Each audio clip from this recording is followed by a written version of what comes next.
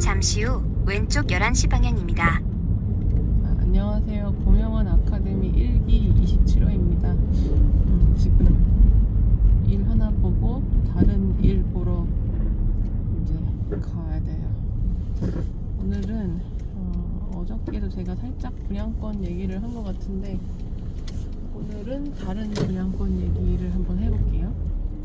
보통 이제 아파트를 이제 분양을 받아서 청약통장으로 사시는 분도 계시고 또는 이제 미분양난 분양권을 이제 모델하우스에 가서 이제 내가 동호수를 골라가지고 사기도 하거든요.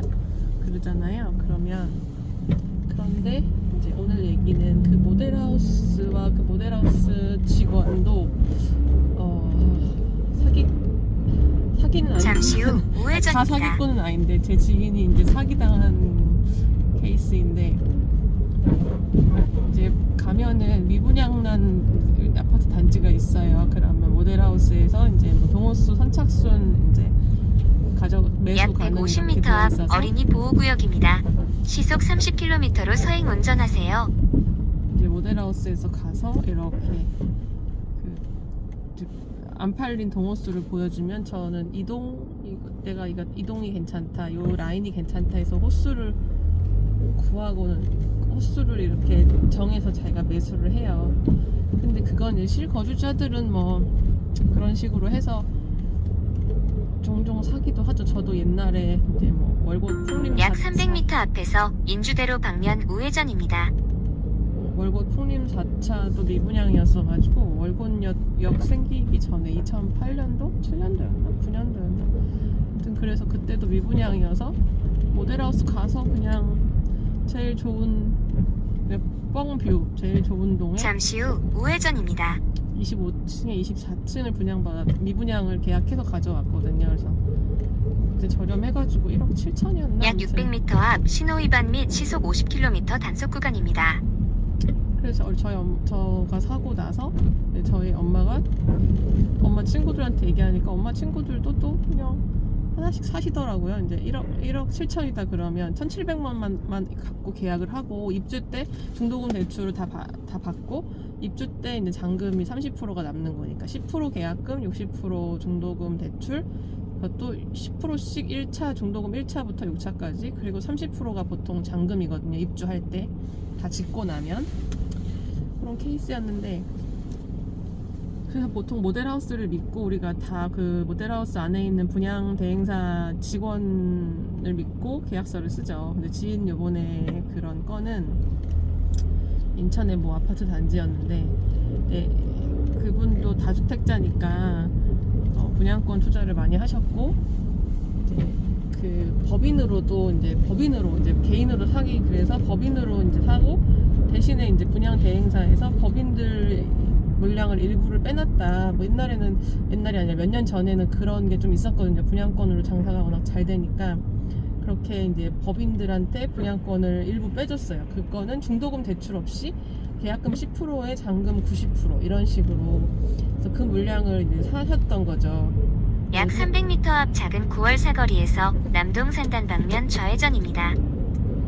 분양가가 만약에 예를 4억이면 계약금이 4천이잖아요. 4천만 원을 내고 나머지 3억 6천은 입주 때 내거나 근데 그분은 이제 중간에 법인이니까 중도금 대출 없이 하고 중간에 좀 오르면 프리미엄을 먹고 매도하겠다 이런 계획으로 잠시 후 하신 거죠. 좌회전입니다.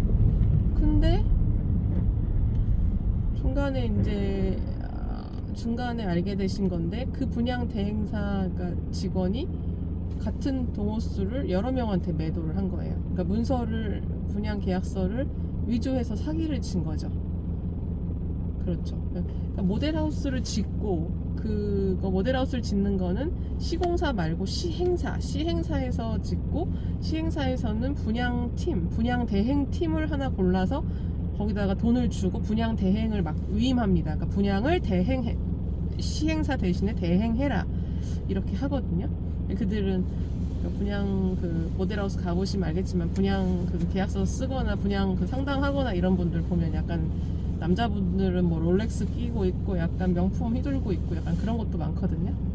그게 이제 일반인들한테 신뢰를 줘서 그런 건지 모르겠는데, 아무튼 지인분은 그러셔서 지금 소송 중에 있고, 근데 마음은 내려놓고 지금 봉사로 심리를 다스리고 계시고, 근데 그분이 그것만 그런 게 아니라 뭐 대구 분양권은 사기는 아니고, 대구 분양권은 대구가 워낙 또 아파트가 많았고, 그러니까 작년 올해 입주가 워낙 많아서 마이너스 피가 또 되게 심했거든요. 그러니까 그것도 미분양 분양권 사신 거 계약금 4,500인가 그것도 그것도 포기하고 매도하신 것 같고.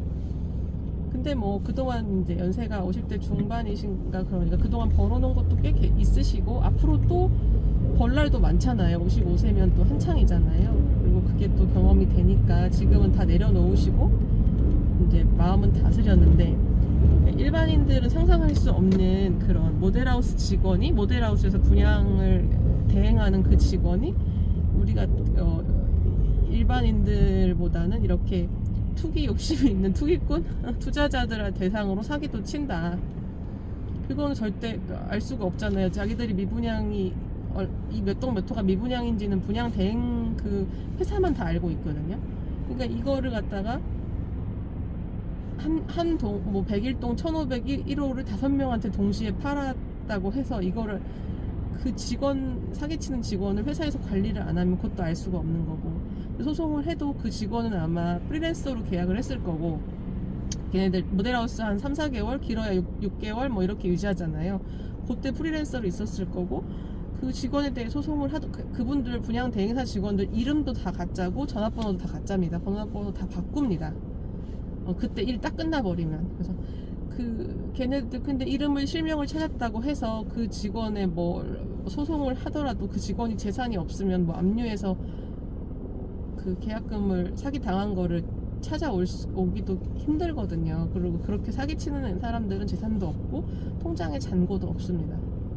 신용은 이미 바닥일 거고요. 그래서 일반인들이 상상할 수 없는 일들이 뒤에서는 많이 벌어지고 있고, 이제 그러니까 이게 4천 넣고 뭐 2, 3천 벌자, 뭐 4천 넣고 4천 벌자, 뭐 이렇게 그 당시에는 약간 그런 분양권 가지고 투기 투자 뭐 이런 게 많았었는데, 그게 잘못되면 이게 머리가 매우 아프다. 그리고 이렇게 사기치는 사람도 아주 100에 하나, 1% 정도로 만날 수 있다. 세상에 안전한 거는 없지만, 안전한 게 그런 게 싫으면 뭐 무조건 저축만 해야 되겠죠. 근데 아무튼 이런 일도 있다. 세상은 참 버라이어티하다. 이런 얘기를 드리고 마칠게요. 감사합니다.